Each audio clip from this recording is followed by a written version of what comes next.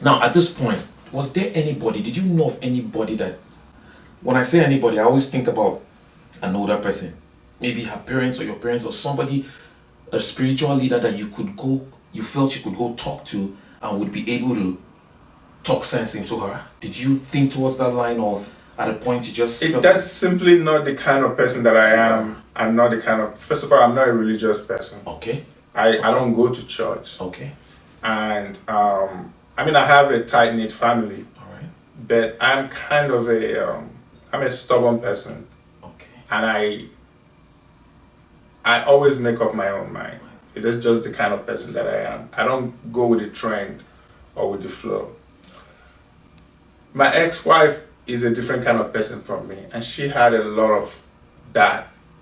That kind of support system, Yes. people that she could go talk to, Yes. and would be able to calm her down or whatever. Yes, Okay. she had that. She had her mother, she had my mother, she had many people that she spoke to about her issues with me and with the marriage. And so if she was answering this question, she'll probably give you a whole lot A whole more lot more. to go with, but not on my part. On your own part, you were the kind of person who would rather not even have people's opinion on issues that have to do with you. Yes, because I already know what I feel and what I'm going to do. So, from what you said earlier, at a point when she said I was filing a divorce, you were too upset to even try to discourage her. You just let her go with it. Yes. And you walked into the lawyer's office, you signed, and was it for you, was it a peaceful divorce, or it came with its rancor, and was it violent, or violent in words, not in actions? Violent. You don't No. seem like a man who could even hurt a fly. You don't look to me like a man who would even do anything violent. So when I say violence, I mean violence in words. It was and never violent. I was angry for a while, Okay. and I wouldn't speak to my ex, and I would hang up the phone on her or have very limited conversations. But after a while, I got over it, and I realized that she also had her own perspective and her own point. And honestly, right now, we are very good friends. So immediately after the divorce, you were so mad that you weren't talking to her, Yes. and all that. You had very limited contact with her. But as time went by, they say time is a healer of wounds. Your heart got more mellow, and everything went down. And now you're both good friends. We're good friends. We parent the kids together. We just don't have all the issues that we had when we were married. When you become friends, those issues just I no longer disappear Just because disappear. we don't really have to worry about stuff. That's the dilemma. It's incredible. That's the, what's the right word to use? The things that you cannot even understand about this marriage thing. These issues that were so huge that would force you to go get a divorce. After you get divorced, the issues become nothing. Yeah, exactly. That is... So, your 17 years of marriage, what would you tell us were the most memorable... Do you have memorable times of your marriage that even as a divorced man right now, you sit down, you think about them, and you said, wow, this marriage, at this point in time, marriage was beautiful, it was memorable. At least 90% of my marriage was good. I have not... Look, if you ask me my opinion on marriage, if you have a relationship, try to keep it. Do your best to hold on to it. And a marriage relationship is you should even try even more to hold on to that. I only have... My wife and I had challenges in many ways, especially our kids. Raising our kids, it was really challenging because, you know, we had a disabled kid. Okay. But we had many years of happiness and just, you know, achieving our goals and having a good time. Together.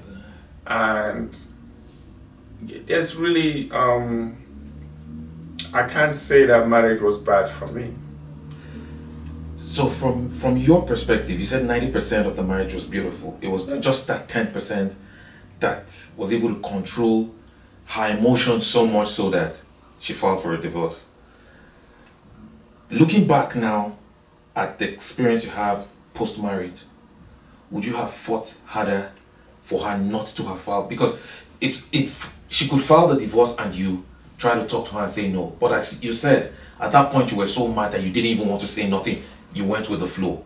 But from your experience now that you have, if you had this same experience then when she filed for it, would you have tried to still talk her into changing her mind or do something to change the situation? Honestly, I wouldn't. You know, it takes two to tango.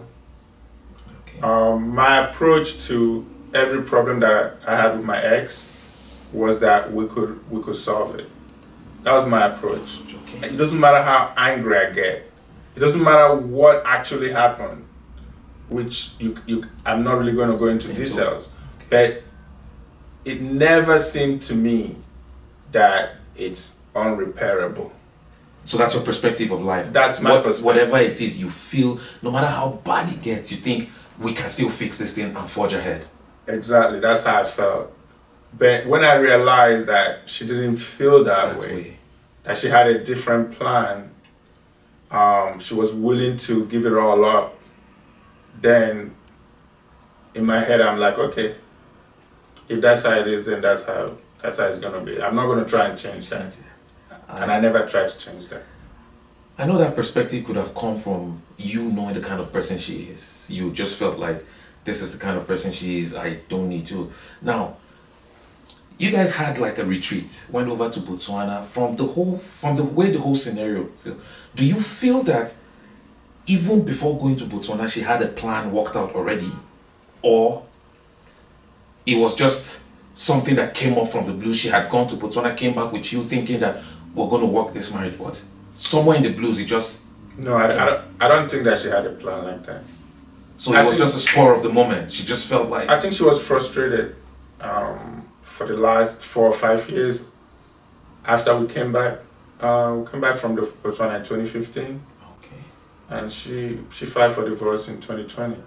So pretty much it was still 5 years. Yes, so for that time period, I think there were good times and bad times, and she was just frustrated a lot. She had a lot of expectations, not material expectations, because she was doing really well materially, but I guess emotional expectations of me that apparently I was not satisfying those expectations. So she expressed her frustration many times. So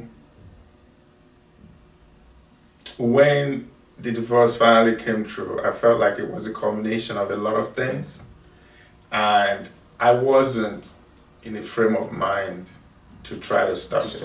Yeah. As a gentleman, you have a demeanor of a very gentleman. Anybody who sees you, you are not like Zazu, who once they see Portable, that once they see they know this one is an Agboro. You have the demeanor of a gentleman, okay?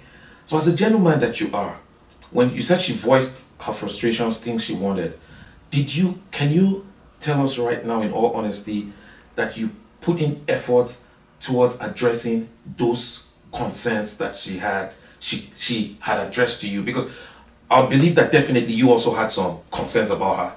It's not a one-way traffic. As much as she had concerns to you and she aired them, I'm sure you also had concerns about her, about things that you wanted to change. But on your side, since we have you, the things she told you that, oh, these are the things I don't like, I want you to change, did you consciously put efforts towards changing them, or they were just those personalities that she just had to bear with you? No, I definitely tried. I definitely tried. I succeeded over periods of times, but over some periods of time, I didn't. Okay. It's not. It's not like she's making things up. You feel that her concerns were valid concerns? Yeah, she had valid concerns. Okay. And in your own perspective, as the man of the house, you put in efforts towards changing those things to the way she wanted them? Yeah, definitely. Sometimes I would, and for long periods of time we would be okay. But then something would happen and there would be an issue. I appreciate the fact that you're honest enough to tell us that yes, you put in effort. However, I want the audience to know that there's no marriage that is a bed of roses, okay? any couple you see, no matter how beautiful they look outside when you see them, no matter how beautiful dressed, no matter the amount of PDA, public display of affection, that they show outside, and they give you those ow ow moments and all that.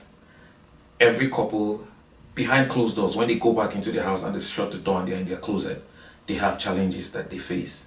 And every marriage is a work in progress. Everybody's trying to get better. Everybody's trying to get better. In our walk together, everybody's trying to get better. However, we should also realize that no human being can change another human being. They say it is only God that can change a man. So as much as you try to change a man, or you, the husband, tries to change a wife, and you're not getting the desired result that you want to, just continue to hope on God, and hope that God will give you the final result of that which you want, because your marriage was built on God. As a man, has this divorce changed your perspective about marriage? Is there anything that you had before you went into marriage that after this divorce you just think that? Do you think marriage is an institution that is worth walking into? Marriage is definitely worth walking into. As an institution, marriage serves so many purposes, and it can be really beautiful.